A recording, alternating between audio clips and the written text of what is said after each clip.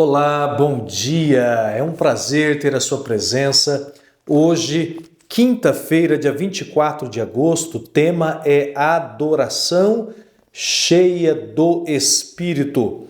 Convido você a abrir a sua Bíblia em Efésios, capítulo 5, versos 18 a 21, diz assim: E não vos embriagueis com vinho, no qual há dissolução, mas enchei-vos do Espírito, falando entre vós com salmos, entoando e louvando de coração ao Senhor com hinos e cânticos espirituais, dando sempre graças por tudo a nosso Deus e Pai, em nome do nosso Senhor Jesus Cristo, sujeitando-vos uns aos outros no temor de Cristo. Queridos, paremos por aqui. A lição apresenta agora para nós o argumento final de Paulo no capítulo 5 de Efésios.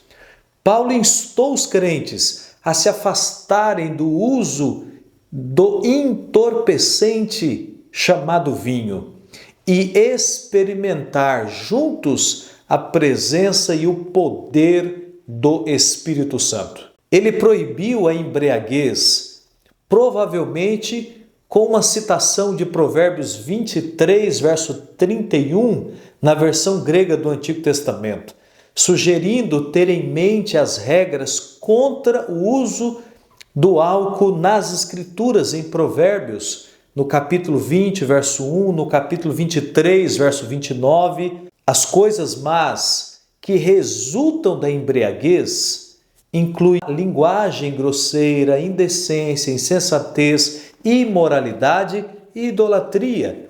Tudo isso deve ser substituído por adoração meditativa, inspirada no Espírito de Deus. A exortação de Paulo a deixar-se encher-se com o Espírito, ela é essencial, irmãos. E ela é qualificada por diversos verbos: falar, cantar, agradecer, sujeitar. E seria impossível exagerar na importância do Espírito Santo em nossa vida. Paulo diz que nós somos selados pelo Espírito, que não devemos entristecer o Espírito. Agora, ele ordena que sejamos cheios do Espírito. É o Espírito, irmãos, que nos convence do pecado, da justiça e do juízo. É ele que opera em nós o novo nascimento. É Ele que transforma o nosso coração, nos ilumina para entendermos Escrituras. Ele intercede por nós com gemidos inexprimíveis. É Ele quem testifica com o nosso espírito que nós somos filhos de Deus. É Ele quem habita em nós. Todavia, queridos, é possível ser nascido do Espírito, ser batizado com o Espírito, ser habitado com o Espírito, selado pelo Espírito, e mesmo assim não ser cheio do Espírito. A questão levantada pelo apóstolo Paulo aqui no texto é interessante. O apóstolo está falando de embriaguez ou do enchimento do Espírito. Ele aqui parece fazer uma comparação.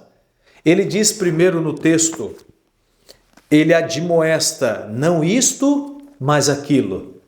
Não isto que? Não vos embriagueis com vinho, no qual há dissolução, mas enchei-vos do Espírito. É interessante porque aqui o apóstolo, ele compara. Existem semelhanças superficiais. E eu quero destacar para vocês a semelhança superficial entre aquele que está embriagado e aquele que está cheio do Espírito. Quando a pessoa está bêbada, nós dizemos que ela está sob a influência do álcool. E com certeza, um cristão cheio do Espírito, ele está sob a influência e do poder do Espírito na vida. Agora, existe um contraste profundo. Na embriaguez, o homem perde o controle de si, mas ele, cheio do Espírito, ele ganha o controle de si. Pois o domínio próprio, queridos, é fruto do Espírito Santo. O álcool está classificado como um dos depressivos. Ele é chamado de o ladrão do cérebro. A embriaguez deprime o cérebro e tira do homem o autocontrole, a sabedoria, o entendimento, o julgamento, o equilíbrio, o poder para avaliar as coisas. Ou seja, a embriaguez impede o homem de agir de maneira sensata. O que o Espírito Santo faz é exatamente o oposto. Ele leva o homem a viver de maneira sóbria, sensata, equilibrada. Ele estimula, ele é antidepressivo, ele estimula a mente, o coração e a vontade. Agora, existe também um resultado oposto, relacionando embriaguez e enchimento do espírito. O resultado da embriaguez é a dissolução.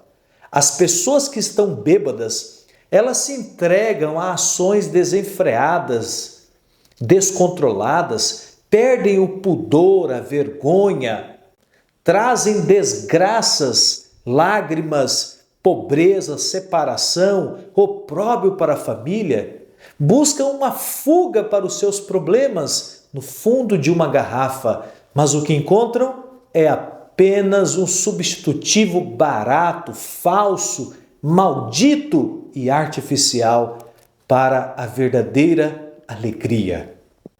Essa dissolução do embriagado, ela é caracterizada na Bíblia como um modo de vida de Sodoma e Gomorra. Todavia, no entanto, o resultado da plenitude do Espírito é totalmente diferente. Em vez de nos deixar embriagados, embrutecer-nos, ela nos enobrece. Em vez de termos orgulho, inveja, egoísmo, nós somos levados a ser mais humildes, humanos, mais parecidos com Jesus. O apóstolo então vai listar agora 4 benefícios de ser cheio do Espírito Santo. Primeiro, verso 19, a primeira parte, ele fala algo interessante. Falando entre vós com salmos, comunhão. O texto nos fala de comunhão cristã. O crente cheio do Espírito, ele não vive resmungando, reclamando da sorte, criando intrigas, cheio de amargura. Não, a sua comunicação é de elevo espiritual. O enchimento do Espírito é um remédio de Deus para toda divisão na igreja, porque a divisão é promovida pela carnalidade. Mas no culto público, o crente cheio do Espírito Santo, ele edifica um ao outro, ele não cria intrigas, problemas, dissensão, facção. Outro benefício de sermos cheios do Espírito Santo é a adoração. Diz o verso 19, cantando hinos, cânticos espirituais, louvando o Senhor com um coração agradecido. Aqui, cântico não é entre vós, mas é ao Senhor. O crente cheio do Espírito, ele adora a Deus com profunda alegria. Ele usa a sua emoção, a sua razão, a sua vontade para adorar a Deus. Não é um culto morto, carnal, mas é um culto vivo. Isso não quer dizer que tem que ser um culto barulhento, emocional. Não, é um culto racional, conforme diz Romanos 12. Outro benefício em estar cheio do Espírito é a gratidão, sempre dando graças, diz o verso 20, em tudo dando graça a Deus, ao Pai em nome de Jesus Cristo. O crente cheio do Espírito não está cheio de queixas, de murmurações, ele está cheio de gratidão. E é importante você saber que quando o texto diz em tudo, você precisa interpretar de maneira correta. Não podemos dar graças pelo mal moral. O marido vai louvar a Deus porque a esposa adulterou? Claro que não. A esposa vai louvar a Deus pela embriaguez do marido? É claro que não. Então, louvar a Deus em tudo é em tudo que está relacionado ao Pai, ao Filho e ao Espírito Santo. Nossas ações de graças devem ser por tudo que é consistente com a amorosa paternidade de Deus e com a revelação de si mesmo que nos concedeu em Cristo Jesus. Em quarto lugar, o resultado de estarmos cheios do Espírito é a submissão. sujeitando-vos uns aos outros no temor de Cristo. A pessoa cheia do Espírito não é altiva, arrogante, soberba. As pessoas que são cheias do Espírito, elas têm o caráter de Cristo, são mansas e humildes de coração. E em Cristo nós devemos ser submissos uns aos outros. Assim o apóstolo Paulo conclui o capítulo 5 de maneira majestosa. E o desejo de Deus para você é que a sua adoração, a sua vida seja cheia do Espírito Santo. Que Deus abençoe muito você. Eu quero orar por sua vida, por sua família. Hoje nós vamos orar por um casal. Nós vamos orar pelo Jorge e pela Jane. É um casal de pessoas queridas que estão acompanhando cada um dos nossos vídeos. Obrigado. Que o Senhor os abençoe hoje e cada dia. Vamos orar?